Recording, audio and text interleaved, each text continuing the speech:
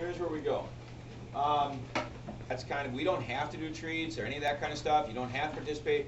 But again, the same thing that I know Bosch ran into last year, and I've been doing this longer than her. Then you don't take other people's stuff. Also, this does not work if some people, everybody, no problem.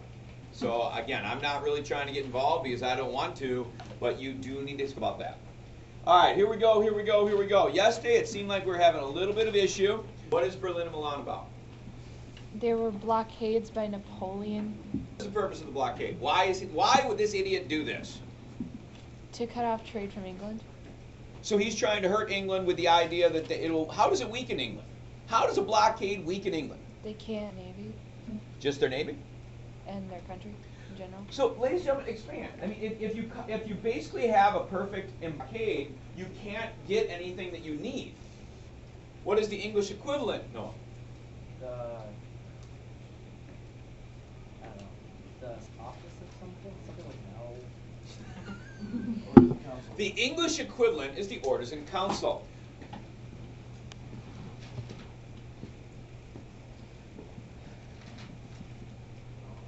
What? Yeah, I just haven't picked you. What is the incident on the ocean that forces Thomas Jefferson to make a decision of what our policy will be towards these blockades? And what will Jefferson's decision be? Ladies and gentlemen, I don't care where you are right now, whether this makes sense or doesn't. Whenever you say Chesapeake Leopard, be prepared to say Embargo Act of 1807. They have to go together. It's kind of like in the last chapter. Let's go, Colin. If I bring up Alien Sedition Act, what do you have to reference? No. Which is where did it come from, though? There, thank you very much. Sedition Act causes Kentucky and Virginia, which, yes, you were getting ahead. That is the nullification. So, ladies and gentlemen, right now we have the problem in the ocean. The thing that was problem people I think were having yesterday is Griffin. During the Berlin Decree, the Milan Decree, the Orders in Council, what was the perception of how did that affect America? That's I'm asking the perception. What is the belief of how these are affecting Americans? That you couldn't trade at all. Well, the belief was that our merchants were being attacked on the seas, but in reality. Well, they were, but so what is the belief of how it affect America? So you kind of were starting with the right thing. What I'm asking is, what is the general? Are we being searched at seas? Yeah. So that's not a belief. That's a fact. What is the belief across America of what is this? What is the offense? Ladies and gentlemen, what Griffin just said is, I think, where people get lost. The belief is, in fact, which group of people were actually having more financial problems because of the farmers? Because the reality was, are we selling more or less? Less. Hold on. You were right the first time, which he helped. I was yelling because, Quentin, it wasn't your turn. So we were actually selling what? We are selling less. That hurts the farmers because if you have a surplus, the prices, of course, are going to go down. Does anybody need any other clarification? Did we get to the point of non-intercourse? I think Bacon's bill number 1. Hold on. Did we get to non-intercourse? Yeah. Ladies and gentlemen, does anybody know what the real what is the real thing the Non-Intercourse Act is telling you? Why did President Jefferson, I'll take a hand on this one, why did Jefferson do it? Safety. You wanted safety within Okay, so there's still problems. There's still the Berlin Decree, the Milan Decree, all that crap. But what is it really telling you? Why did Jefferson, honestly, and it was literally like his last day, what is it really showing you? The Embargo Act was kind of killing our trade. Ladies and gentlemen, the Embargo Act of 1807 was an epic, total failure.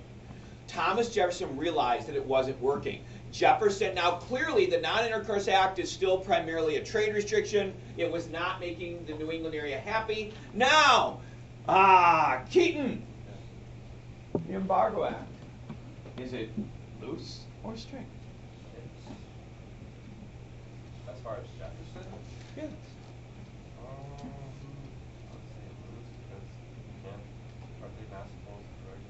it definitely appears to be one of those situations where the president took on extra power. And again, what was the number one argument Jefferson used? Why did he do it? What was his only concern? But people in terms of what? What does he believe he's doing for them? Ladies and gentlemen, so Jefferson did something under the act of protecting, but it completely undermined any way for those people to make money. We then got into Madison becoming president. Is everybody okay with that? We then did Makin's Bill number 1, and guess what? Why would we call it Makin's Bill number 1? There's more than one. Ladies and gentlemen, let's do Makin's Bill number 2. We didn't do, Quinton, I'm very sorry, we did not do Makin's Bill number 1. Yes? So like the next test, is it ends like here? No. The next test will end when Andrew Jackson begins to come about. So we got a little bit left. That's why if you look at your term list, it's pretty big. Yeah. Here we go. Folks, Makin's Bill number 1 says the United States can trade with anybody but specifically England and France. Makin's Bill number, oh no, I said that wrong. That would be non-intercourse. Makin's Bill number 1 basically says America can trade with anybody, but England and France cannot come to America. Remember the Chesapeake Leopard was just off our coast. So in Makin's Bill number 1, Americans can trade, but we are basically forbidding, we are not allowing England and France to come to our harbors because we're trying to create distance with them. So again, what is the number one thing you notice? If you kind of think of it like as a chart in your head, the Embargo Act would be like a complete stopping of most trade. Non-intercourse begins to restore some trade. Makin's restores more trade. And anyone want to take a wild guess? Yes, sir. This is kind of like a bad idea, though. I mean, Which part? Napoleon is like a crazy dictator, and we're gonna just say, we're not gonna trade with you. No, we are trading. It's just they can't come to The us. problem is right now, technically, what is America's military policy? Which side are we on? Neutral. We're still neutral, right? We're still following Washington's. So when you're going with yours, the problem is we're being harassed by both sides. The part of the policy was bad was the Embargo Act. Did it hurt England or France? Yeah.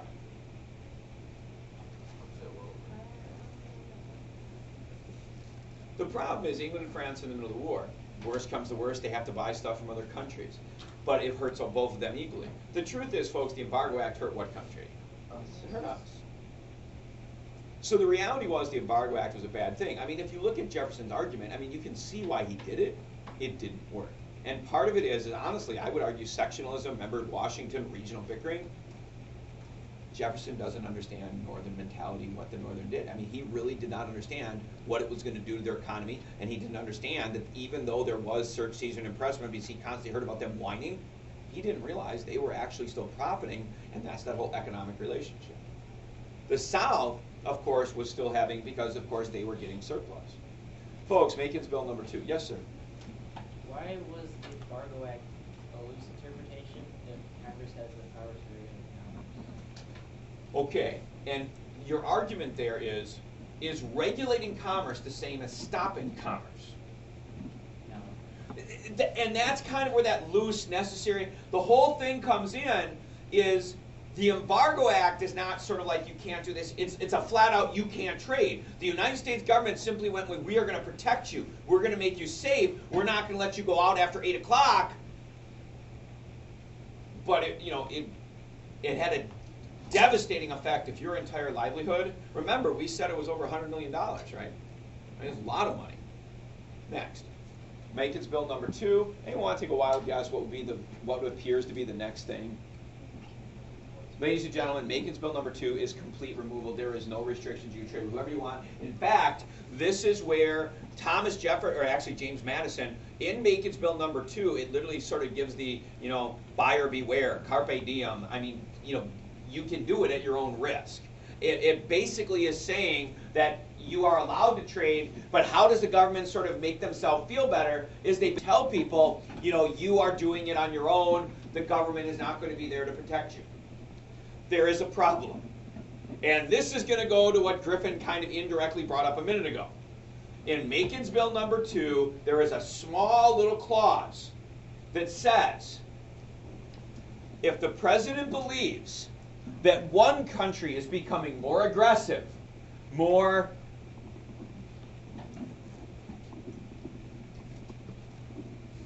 threatening, we could selectively impose the Non-Intercourse Act. Remember, Non-Intercourse Act was the second law that was specific to England and France. Non-intercourse was imposed against the Berlin Decree, Milan Decree, and Orders and Councils. That makes sense.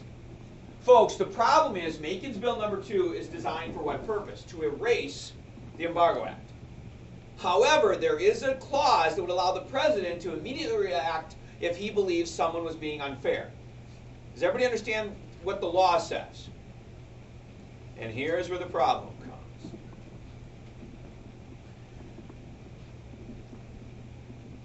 Folks, what I want you to understand is Griffin before said Napoleon is a nasty, mean, horrible man, and you got to be careful. That's true. Napoleon Bonaparte is also a really smart man. He is a man who is manipulative and deceitful and underhanded. And ladies and gentlemen, in 1810, Napoleon Bonaparte, with the goodness of his heart, with the graciousness of a benevolent lord, announces France will remove the Berlin and Milan decrees.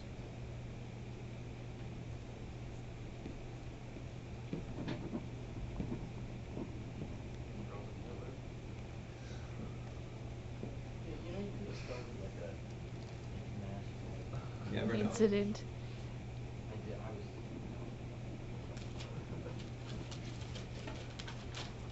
Who can tell me? What's going on? What's going on? Is there anybody who is way up? He's doing it so that they join his side. Okay, clearly one argument is he's trying to get America. Now, why can't America, or why hasn't America actually joined? What is the real reason America has not gotten into the ruckus? Okay, but there's a better reason we haven't gotten into the ruckus. Folks, we have 8 ships. Are we really going to make a difference in this war? Are we going to change the war? No.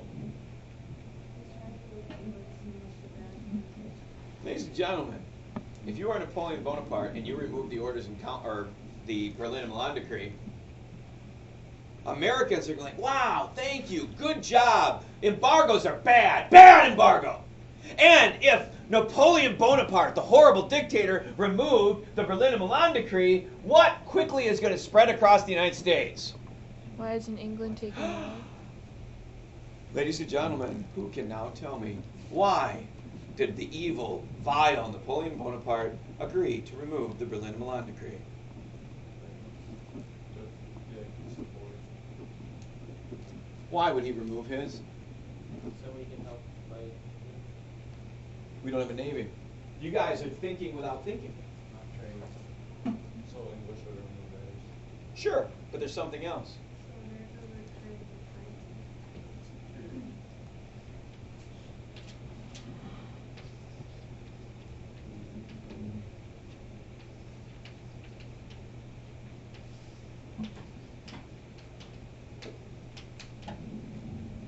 Is that the scale? Ladies and gentlemen, Is it so that England would go there right away, and then, like, the country of England would be over look at what Napoleon did. What a man. Why? No one in this room should believe Napoleon is the good guy. Why would he do it? You think it's like a naval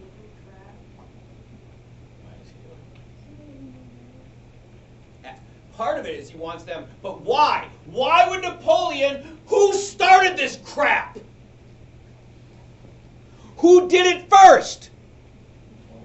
Napoleon. He's now removing his. What nobody is guessing or figuring out, why would Napoleon be giving up on his plan? So that the English ships would move. I'm asking why. Why would Napoleon give up on his plan? You have to guess here. You have to speculate. What is not? I almost gave the answer. It's not working. Who has the bigger navy? England. Whose blockade was more successful? So now Napoleon is reverting. He is changing, and he is announcing blockades are wrong. It is wrong to pick on poor little stupid neutral countries. I will not do that anymore. And by doing that, America can do what with England? But there's a problem. Who's being nice to us? Napoleon. France. So of course America, as you said, believes what should happen. No, what should happen though? If France did this, what should England do? Why is England going to be hesitant to remove the Orders in Council? It's working. Ladies and gentlemen, Napoleon's plot failed. Napoleon was having more shortages. Napoleon was having his trade denied. For those of you who are like, it doesn't, you're about to see the brilliance in a second. You're done already? You sure? You're missing a lot. I don't think we studied. All right.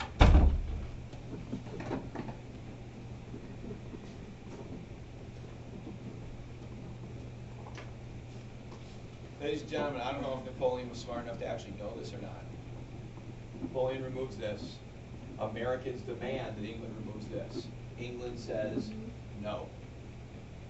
When England says no, President James Madison reimposes non-intercourse against England. Non-intercourse means by law of the president we can't, with who? Ow. That hurt.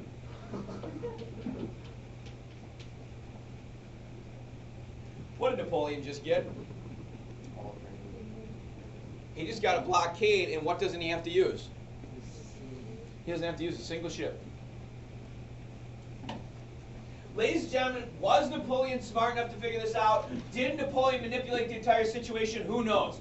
Ladies and gentlemen, Napoleon removes a policy that was basically failing. The English policy was working better. By removing it, America feels that France is being more open. We begin to criticize England. We impose the Non-Intercourse Act, which gives France what they wanted, a no-trade policy with England.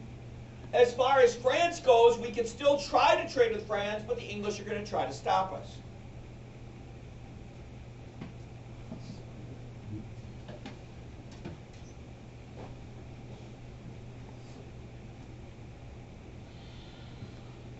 Yes, sir. So, like, these blockades are legit, like, blind, like... No. The blockades would be ships. I mean, the best answer I could give you is if you ever watched Master and Commander with Russell Crowe. What you really would see is there'd be ships literally kind of patrolling on the ocean. Okay. And if they see you, kind of like sub-hunting in World War I, they're going to come after you. Okay. So it is not. Where you would see like a blockade line would be like Cuban Missile Crisis, where it's literally, Right, yeah. oh, It's more... it's more of a, yeah. Ladies and gentlemen, at this point, what is it I begin to identify? You're under James Madison, and when you look at the Non-Intercourse Act, Makin's Bill number 2, somewhere in there, please identify problems with England, and the first problem is search, seizure, and impressment. Ladies and gentlemen, as I said, probably the biggest and largest item we will deal with is the War of 1812. Ladies and gentlemen, we are about to go back to war. England is still angry over the whole revolution thing. America believes that England has continued to insult us. We believe that England still treats us like a child.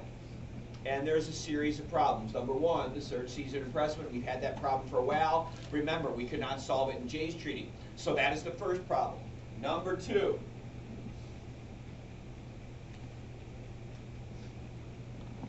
ladies and gentlemen, the second problem, a lot of you might be like, wait a second, I understand it, I know what it's about, but how does it deal with England? Folks, it goes back to Jay's Treaty. A lot of times we justify things in order to explain why it's happening. Maybe this looks better in the newspaper. The second problem is going to be, and again, what is the common ground with the problems? They are problems with England. All of these are things that are leading us to get mad at England. These are the items that lead into the War of 1812. Problem number two will be Native Americans. for the second time, remember Jay's Treaty, remember the Indian Confederation, we blame that on the English. Once again, in this chapter, the Indians are going to begin to organize. We believe that the English out of Canada are supplying them, are aiding them, are encouraging them. And ladies and gentlemen, more than any other chapter, maybe of the entire year, we are going to see that the Indians are going to organize, and they are going to be very effective. This item right here is probably one of the best stands the natives. The Indian Confederation in this unit will be called the Red Stick Confederacy.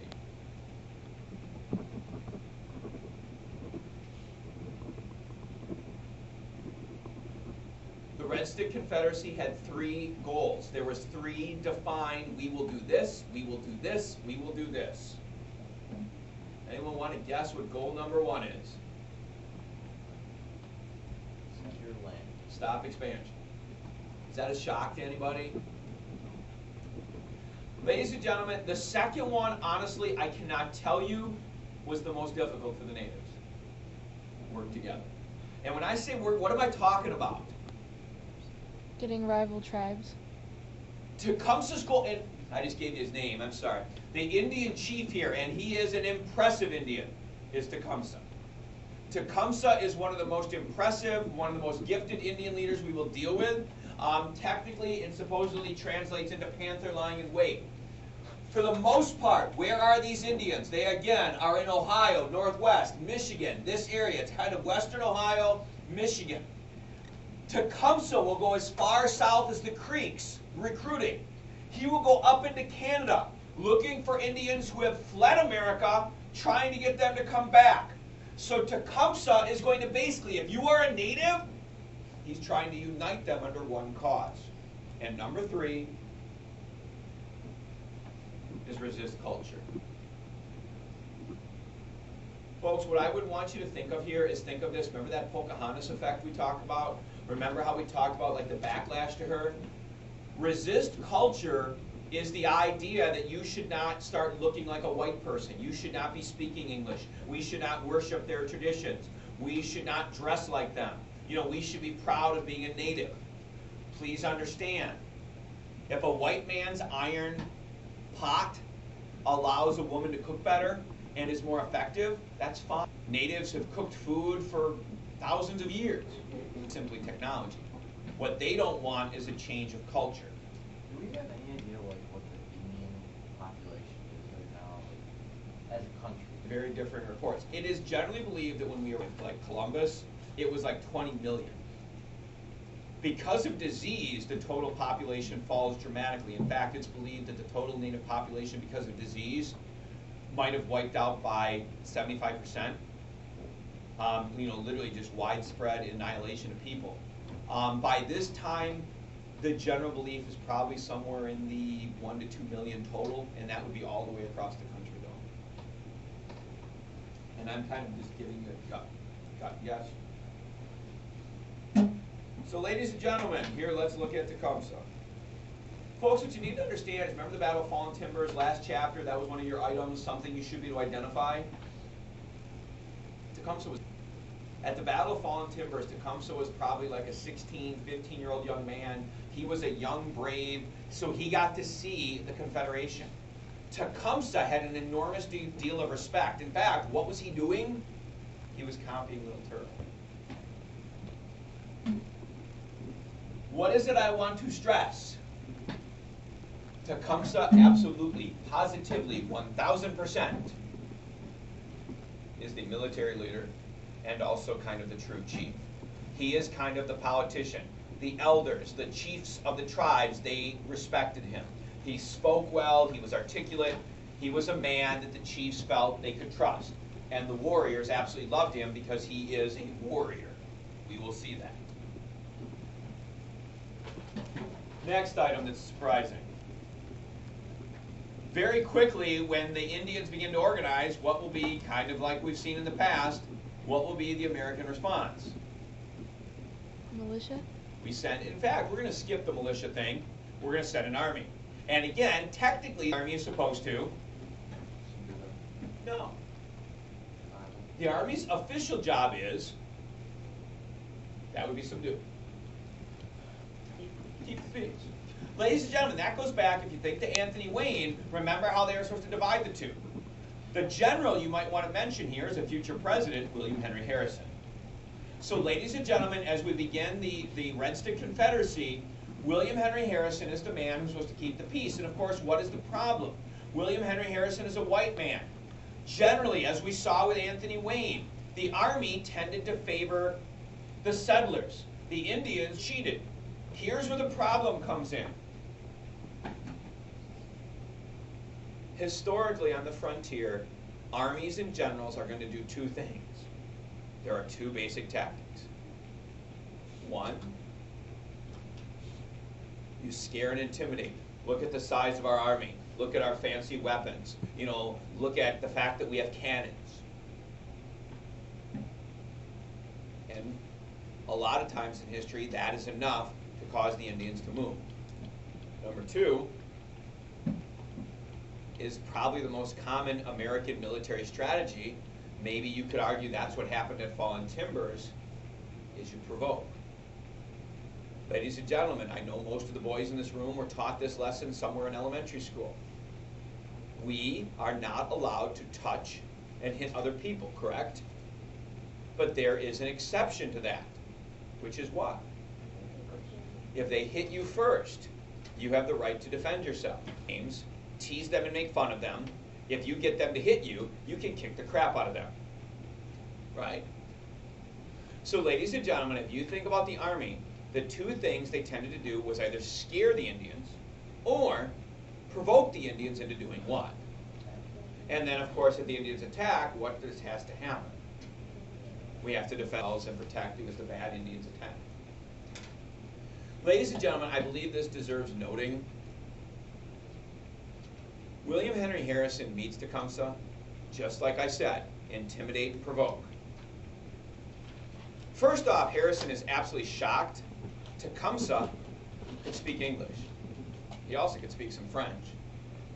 He also knew something like 3 or 4 Indian dialects. Ladies and gentlemen, guess what? Tecumseh was not scared.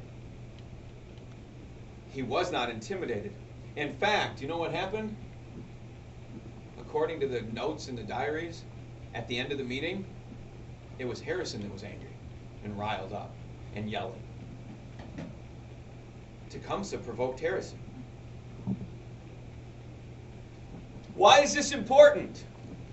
In William Henry Harrison's own diary, he wrote, Tecumseh is as gifted, as smart, as some white people you've met. Ladies and gentlemen, I understand that may sound horrible and racist and slanted, but if a person has a racial view, if you discriminate, and you are able to compare another group of people to your people, whether you like it or not, it's a compliment. Ladies and gentlemen, Tecumseh is a problem. He is a threat. He could not be provoked. In fact, what was the issue that he kept bringing back? Tecumseh would bring back laws and treaties that the white men had signed.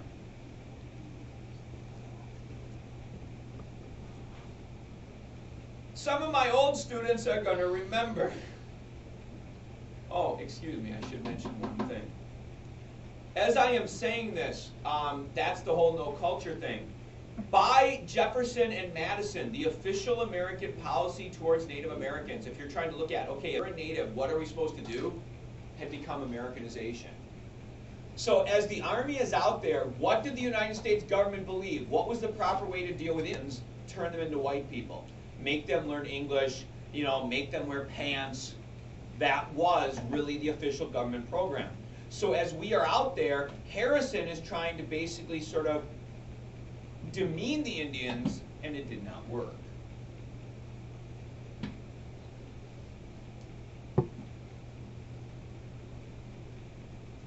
Please understand, most common, how were Indians losing land? Trickery. I'm sure some of you have heard that, with the natives, there's always jokes about alcohol. Folks, the reason or where that came from is if you were a white person Remember, natives don't believe in private property, they believe in communal land. You get the problem? That means all Indians own the land. Historically, what would white people do? They would basically get an Indian in town, they would take him to the bar, they would buy the Indians drinks. Once the Indian got drunk, they would have the Indian sign a treaty that would basically forfeit several thousand acres of land, and of course to the white people, that was a treaty or a contract. Once Tecumseh arrives, he begins to, of course, start taking charge of the Indians to prevent these things. The item I was getting to is this. Tecumseh has a brother. Some of you in this room have brothers. For some of you, you spend your entire life in the shadow of a brother. For some of you, maybe you're embarrassed of your brother. For some of you, maybe you're close to your brother. Ladies and gentlemen, Tecumseh's brother is named Tenskwatawa. For those of you who are freaking out, it actually spells exactly like it sounds. Tenskwatawa. T-E-N-S-K-W-A-T-A-W-A. For those of you who find the name Tenskwatawa too difficult, Tenskwatawa eventually will have his name changed. It will become much shorter and much simpler for those of you who cannot say Tenskwatawa. Ladies and gentlemen, according to all accounts, Tenskwatawa was a screw-up. He was a skinny guy, he was not a warrior, he liked alcohol a lot, and he got in trouble. And of course, his big brother was becoming the greatest thing under the world. He was becoming the chief, he was becoming the leader. Well, according to the story, one day, Tenskwatawa is basically laying passed out drunk. And according to the story, he wakes up, and he has been basically inflicted by the gods, he's been inflicted by the spirits. Tenskwatawa, when he wakes up, he basically gives up alcohol, he cleans up his life, he will become what would be called a medicine man, and he retakes the name the prophet. So ladies and gentlemen, all of a sudden, Tecumseh's brother begins to become kind of a holy man. And notice the name, the prophet. He begins to believe, or he begins to argue, he has the power of prophecy. Ladies and gentlemen, prophecy isn't hard. Imagine if we went back in time, 200 you guys could become rich and powerful, maybe gods. You start simple. I predict in a short amount of time, a loud noise will sound, you all rise up and leave. Remember, most people are inherently stupid. You start simple.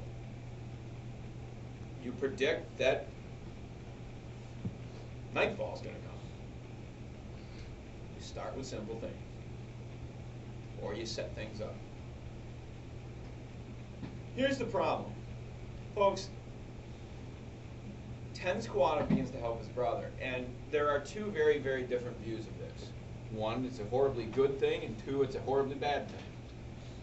When you watch the History Channel, they kind of go back and forth. Ladies and gentlemen, Tenskwatawa becomes extremely important, and if you want, you can start calling him the prophet. As Tecumseh is organizing the soldiers, and as Tecumseh is organizing the chiefs, the prophet became extremely successful at organizing everybody else. The farmers, the women, the elderly. Ladies and gentlemen, in my own weird mind, you can think of the prophet as kind of being the native version of Revenge of the Nerds. If you've ever seen the movie, at the very end, the nerds get up on stage and they kind of have this big speech about how there's a lot more dorky, goofy, odd, weird people than super athletic people. Let's be honest. Oftentimes in high school and even in college, athletes are given special treatment. I've been a teacher in Elkhorn High School for 20 years. We have had a handful of full ride scholarship Division I college athletes. Handful. We've only had one person who has actually played in a professional sport, and he only did it for a matter of weeks. It's difficult. It's a very small, elite group of people. Ladies and gentlemen, where Tecumseh becomes important is he begins to convince the other people, brothers doing the right thing. As the soldiers are going away and as the soldiers are protecting things, it is the prophet who stays back and says that it is right, and he gives visions and says there will be victory, and he makes them believe that it is okay to send their husbands or their sons or to make the food. So, ladies and gentlemen, at this point, what I would like to say is the prophet appears to have value, purpose. Unfortunately, that's not going to continue. What happens is we get to the fall of 1811. In fact, it'll be, well, we'll get to the date in a minute. Ladies and gentlemen, if you go back to the battles of Trenton and Princeton, you remember winter quarters. If you think back throughout history, normally in the wintertime, armies go into hibernation. When it got to the fall of 1811, Tecumseh basically decided that he was going to go on a recruiting trip. Tecumseh basically packs up, he left. He headed up into Canada to try to recruit tribes. In a second, you can all go, oh crap.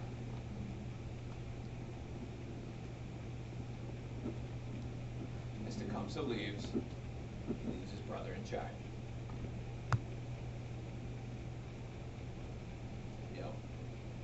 Tecumseh's gone.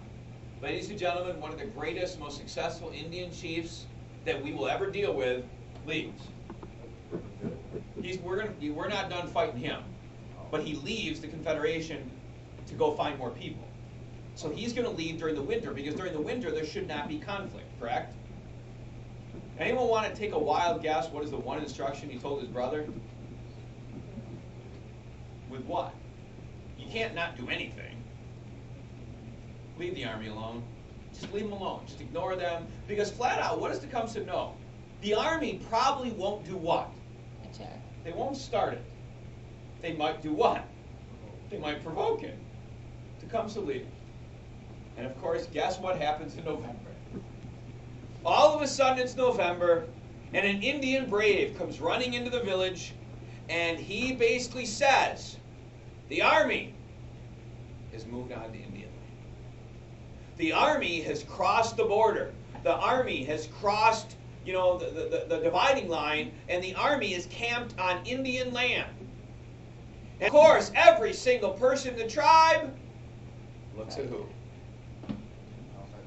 He heads into its tent, he smokes his pipe, comes out with a vision. The vision is, if we ride out right now, if we meet the army, the white man will never, ever, ever come back, and the gods have promised me. So, ladies and gentlemen, Tenskwatawa organizes the army, and on November 7th, 1811, the Indian Army heads out to engage William Henry Harrison. Folks, what is the most important point? The area you highlight, star. This will be known as the Battle of Tippy Cannoe. 1811. Folks, first of all, it's a cool name to say, Tippy Cannoe. Second of all, it's going to be a major battle. Third, who's the American general? Folks, there's a third reason this is important. A few years from now, William Henry Harrison will run for president. When he runs for president, his campaign slogan will be Tippy Cannoe and Tyler too. Who the heck is Tippy Cannoe? He is. The Battle of Tippy Cannoe, defeating, killing Indians, was so popular that when he ran for president, he simply referred to himself as Tippy Cannoe. Tyler too is what? Vice president.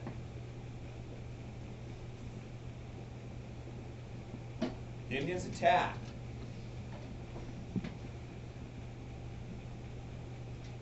The army was estimated about 1,000 men. According to accounts, about a fifth of them are killed. So, I mean, the Indian attack was effective. Problem. The Indian army was much larger. They had much fancier, heavier equipment. What was that? The Indian Army had? Oh, I said, yeah, excuse me, the American army. That would definitely be wrong. Where's the problem? The original attack of the natives was effective. The problem is the army is bigger, the United States Army. The army has cannons, and as the sunlight comes up and as the battle begins to wear on, William Henry Harrison begins to organize the army begins to fight back, and all of a sudden it becomes a decisive victory for the army. At the end of the battle, not only do they win the battle, the army, then being provoked by the Indians, marches to what is called Prophetstown. The primary city of the Indian Confederation was called Prophetstown. It was named after Tenskwatawa. Harrison believes that the Indians had provoked an attack. They destroy Prophetstown. They burn it down. They burn down all the winter food and supplies. Literally, the natives are forced into the countryside after the battle. After the battle at Tippy Cannoe, the Indians are forced to abandon the rest of Ohio, and the Confederation once again breaks up. Just like we saw at the Battle of Fallen Timbers, the Indians begin to debate and argue and disagree and squabble.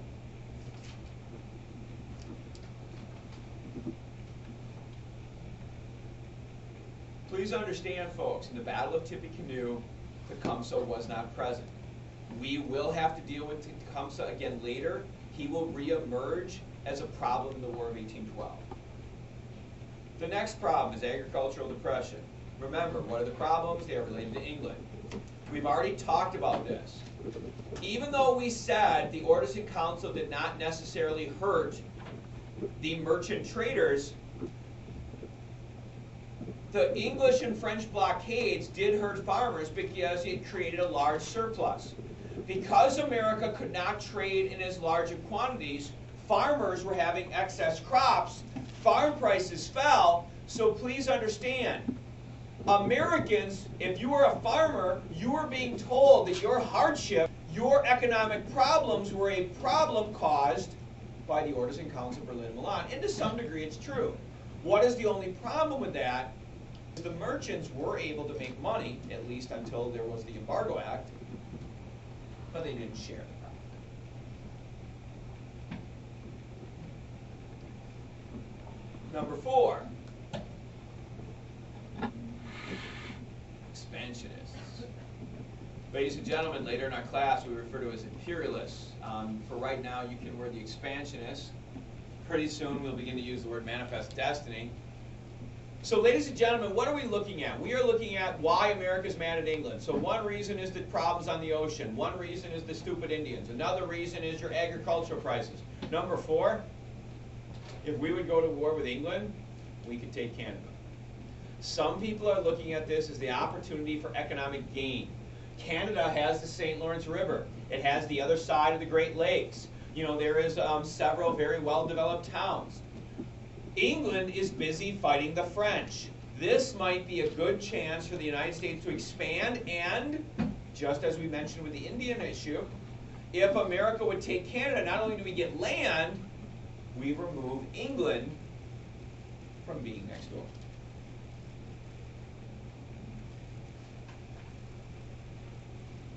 Number 5.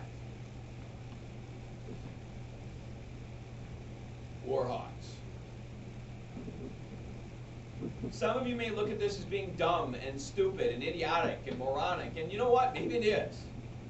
But the problem is, folks, is this is going to happen throughout our class, and not just Americans. Ladies and gentlemen, warhawks are congressmen who believe that America has been insulted, America has been degraded, that England is basically abusing us, and literally warhawks believe we must go to war for pride. We must go to war for the image and respect of the United States. Ladies and gentlemen, tomorrow we will start the War of 1812. Those of you who still get corrections and things done, please do not wait too long.